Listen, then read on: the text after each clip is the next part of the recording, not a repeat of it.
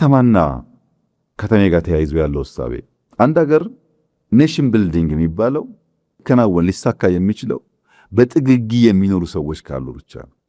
በአንድ ኪሎ ሜትር ስኩዌር ውስጥ ምን ያክል ሰው አለ የሚለው ጉዳይ ለኢኖቬሽን ለኮምፒቲሽን በጣም ወሳኝ ነገር።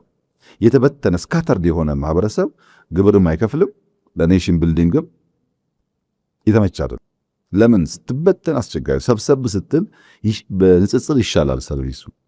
ጥግጊ በጣም ወሳኝ ነው። ዴቨሎፕመንትን የሚያስብ ማንኛውም መንግስት፣ ብልጽግናን የሚያስብ ማንኛውም መንግስት ከተሜነትን፣ ከተማነትን፣ ግብር መክፈልን፣ ሰርቪስ ፕሮቫይድ ማድረግን ማዕከሉ ካላደረገ ልማት ሊያመጣ አይችልም።